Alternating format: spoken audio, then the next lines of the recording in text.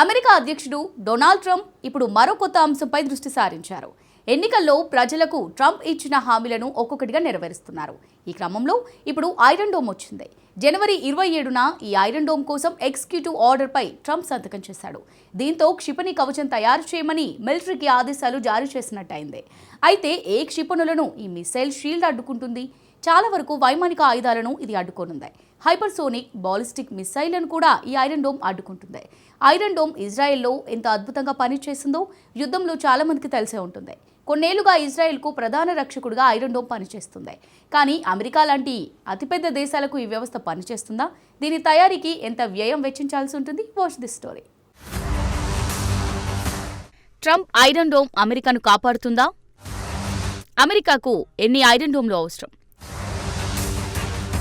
రక్షణ వ్యూహాలను ట్రంప్ కాపీపేస్ట్ చేస్తున్నారా?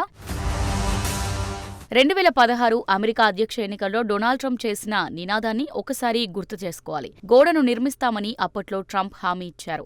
గోడ అంటే అమెరికా మెక్సికో సరిహద్దులో పెద్ద గోడను నిర్మిస్తామన్నది ట్రంప్ హామీ. అమెరికాకు భారీగా మెక్సికో నుంచి అక్రమంగా వలస వస్తున్నారనేది ట్రంప్ వాదన. వలసతో పాటు డ్రగ్స్, క్రిమినల్స్ అమెరికాకు చేరుకుని దేశాన్ని నాశనం చేస్తున్నారని ట్రంప్ వాదించారు. అయితే 2024 ఎన్నికల్లో మాత్రం ట్రంప్ ఆ గోడ ఊసే ఎత్తలేదు. అక్రమ వలసలను అడ్డుకుంటామని, అమెరికాలోకి దొడ్డిదారిన వచ్చిన వారిని స్వదేశాలకు పంపుతామన్నారు. సో ఈసారి గోడ వద్దని ట్రంప్ అంటున్నారు. ఈసారి మాత్రం దేశాన్ని రక్షించేందుకు రక్షణ కవచం అవసరమని ట్రంప్ వాదిస్తున్నారు. అమెరికన్ గగనతలాన్ని రక్షించేందుకు అవసరమైన క్షిపణి కావాలంటున్నారు. అందుకు ఐరన్ డోమ్ కావాలని ట్రంప్ చెబుతున్నారు.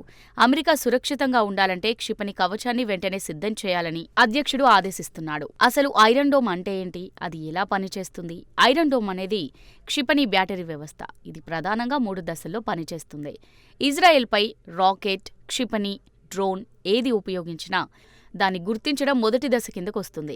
ఈ దశలో వైమానిక ముప్పును ఐరన్ డోమ్ వ్యవస్థ గుర్తిస్తుంది. అంటే ఇజ్రాయెల్ వైపు దూసుకొస్తున్న రాకెట్, క్షిపణి, డ్రోన్ను ట్రాక్ చేస్తుంది. ఈ పనిని ఐరన్ డోమ్లోని ELM 2084 అనే పవర్ఫుల్ రేడార్ చేస్తుంది. దీని పూర్తి పేరు 3D ASA MMR, 3 dimensional radar. ASA అంటే యాక్టివ్ ఎలక్ట్రిక్ స్కాంట్ అర్రే, AMR అంటే మల్టీ మిషన్ రేడార్. ELM 2084 అత్యాధునికమైనది. నింగిలో ఎగిరే అతి చిన్న వస్తువైనా ఈ రేడార్ గుర్తిస్తుంది. ఇజ్రాయెల్ వైపు దూసుకొచ్చేది పక్ష లేక శత్రుదేశాల ఆయుధాల, సొంత క్షిపణుల అన్నది ఈ రాడారే గుర్తిస్తుంది. సొంత ఆయుధాలను ఐరన్ డోమ్ లక్ష్యంగా చేసుకోదు.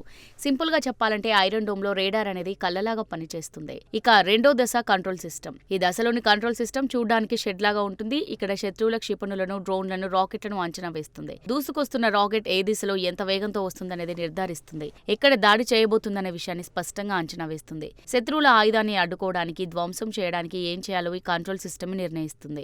ఇక్కడ తీసుకున్న నిర్ణయం 3వ దశకు చేరుస్తుంది. 3వ దశలో క్షిపణి బ్యాటరీ ఉంటుంది. ఐరన్ డోమ్లోని బ్యాటరీలో 4 క్షిపణి లాంచర్లు ఉంటాయి.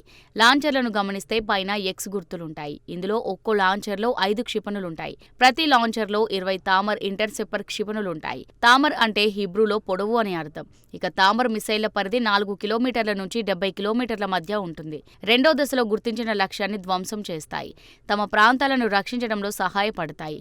ఇలా ఐరన్ డోమ్ పనిచేస్తుంది. దీన్ని మించిన శక్తివంతమైన రక్షణ వ్యవస్థ ఏదీ లేదు. అయితే ఇది అమెరికాకు ఏ రకంగా ఉపయోగపడుతుంది? ట్రంప్ ఏం ఆశిస్తున్నారు? జనవరి 27న ఐరన్ డోమ్ నిర్మాణంపై ట్రంప్ ఎగ్జిక్యూటివ్ ఆర్డర్ను జారీ చేశారు. దీనికి సంబంధించి 60 రోజుల్లో పెంటగాన్ ప్రణాళికలను రూపొందించాల్సి ఉంటుంది. పెంటగాన్ అంటే అమెరికా రక్షణ విభాగానికి చెందిన ప్రధాన కార్యాలయం. తాజాగా ట్రంప్ ఎగ్జిక్యూటివ్ ఆర్డర్ లక్ష్యం ఏంటంటే నెక్స్ట్ జనరేషన్ ఆయుధాల నుంచి అమెరికాను రక్షించడమే.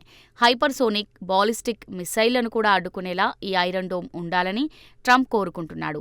అయితే ప్రస్తుతం ట్రంప్ వాదిస్తున్న ఐరన్ డోమ్ అంశం అమెరికాకు కొత్తేం కాదు. గతంలో 1983లో అప్పటి అమెరికా అధ్యక్షుడిగా ఉన్న రొనాల్డ్ రీగన్ కూడా ఇలాంటి ప్లాన్ తెరపైకి తెచ్చాడు. అప్పటికి బాలిస్టిక్ మిసైళ్లే అత్యాధునికమైనవి. వాటి నుంచి అమెరికాను రక్షించాలని రీగన్ అనుకున్నారు. అప్పటి నుంచి ఇప్పటి వరకు ఈ ప్రాజెక్టు కోసం ఏకంగా 36 లక్షల కోట్ల రూపాయలను వెచ్చించారు. కానీ అమెరికా గగనతల రక్షణకు సరైన ఐరన్ డోమ్ వ్యవస్థను గుర్తించడంలో ఫెయిల్ అయ్యారు.